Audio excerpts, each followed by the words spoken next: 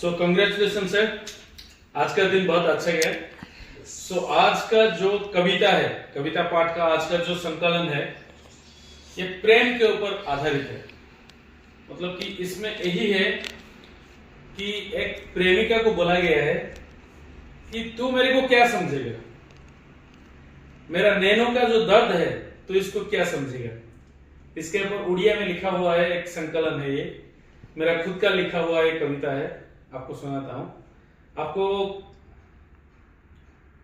कहीं पे भी इसमें अगर समझ में नहीं आएगा, आप मेरे को वहीं पे लास्ट में बताइएगा, मैं आपको उसको एक्सप्लेन करूंगा। तो कविता का जो मूल भाव है वो यही लिखा गया है, मो आखिर दर्द तू की बुझिबु तो चाहणी रे थिला छळना, मो आखिर दर्द तू की बुझिबु तो चाहणी रे थिला छळना, टोपाए लुह को झराइबा पई मो हृदय को करी खेळना, तो प्रेम रे पड़ी मु हजि जाइथिली, तो प्रेम रे पड़ी मु हजि जाइथिली, तू करी परिबुनी कल्पना, तू हजि गलु ऐश्वर्य राज्य रे, तू हजि गलु ऐश्वर्य राज्य रे, मते देई प्रतारणा, मो आखिर दर्द तू की बुझिबु तो चाहणी रे थिला छळना।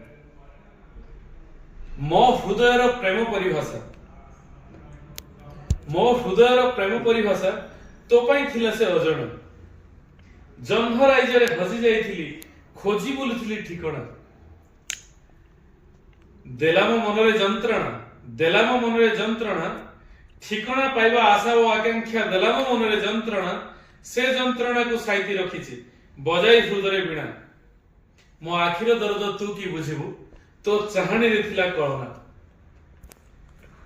तो पई गाइली प्रेमर संगीत, तो पई गाइली प्रेमर संगीत तू भलो पाऊ बोली, तो पई साजिली चित्र करम धरी लुह रंग तोली, तू साजी गलु आउ कहा बधु मते करी दांड धोली, निज दुनिया को सजाइबु बोली मो हृदय को देलु जाली, देई सब जलांजलि आज भी कहूची काली भी कहिबी, देलु मते प्रतारणा, मो आखिर दर्द तू की बुझिबु तो चाहणी रे थिला छळना। awesome, awesome, awesome. समझ में आया? Thank you very much.